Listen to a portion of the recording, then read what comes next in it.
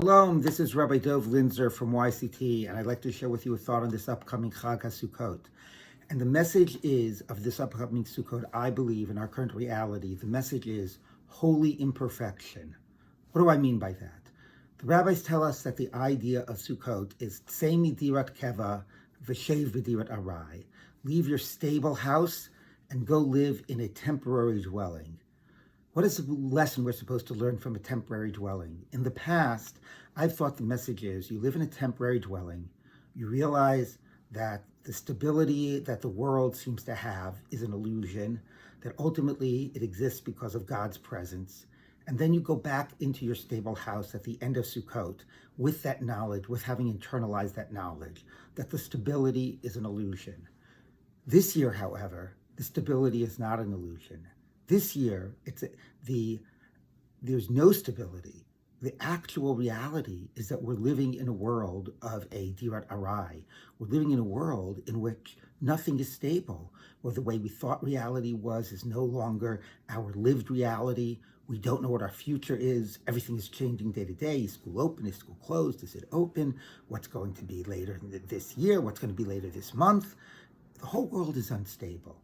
And how are we supposed to deal with that? And I think that one of the messages of Sukkot is that we're supposed to embrace the instability.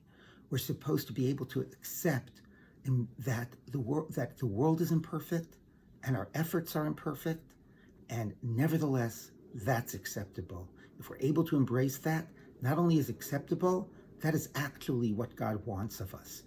You know, by a sukkah, the rabbis tell us that it's not supposed to be a full house. It's not even supposed to be 4 walls. It's supposed to be 3 walls. And not only 3 walls.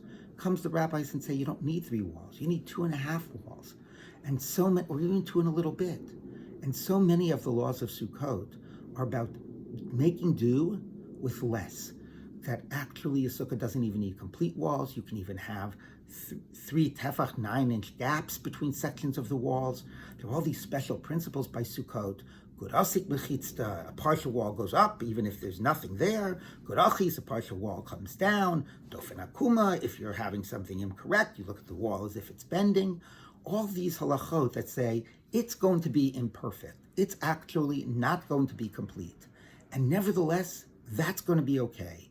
We, the rabbis, are telling you that actually you envision it as complete because you have actually done what you can to create it and you've embraced the imperfection.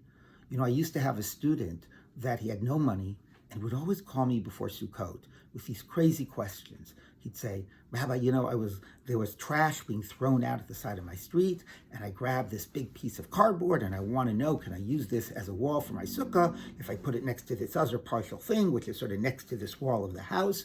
And he was creating a sukkah out of the very little material he had in his hand. And that sukkah was beautiful. He embraced that. You know, it's not even we have these prefab sukkot. Everything comes perfect. But maybe the message actually is that you're not even going to have your stable house. You're not going to have your prefab sukkah. If you try to make it yourself and embrace that imperfect reality, then it's not going to be complete. But you know what? That's going to be enough. God's presence will be there because you have actually created that. And that, I think, is the message for us these days. You know, on Yom Kippur, it was actually one in which it was a dirat arai. We didn't have the big shul. We were outdoors. It's like we were outdoors with the sukkahs. It's not everybody there. It's not the full length of the services. But there was something actually that was beautiful. The more I talk to people, the more they tell me it was the best Yom Kippur I ever had. We were outdoors. I loved it being outdoors. We were able to sort of, you know, have time to focus, which we normally don't. And maybe one most important thing is everybody participated. We actually all came together. People were able to bring their skills to the fore. So that actually, that imperfect became the most beautiful thing. And that is one last message of Sukkot, that there's a mitzvah to do it yourself. Chag HaSukkot ta'aseh lecha. At one level, the Gemara says, sukkah mikol makom kasher, like this idea of imperfection. Any way you get a sukkah, it's okay, even if you didn't do it yourself. But ideally, you build that sukkah yourself. You put in your efforts, your skills, and what we create will actually be the place where God is present. And that, I think, is the message for us in this world now of complete instability. How do we put forth our efforts make it something that is meaningful, put it together, and then embrace the fact that it's not going to be that full sukkah, that full house that we had before, but there's something particularly beautiful about that.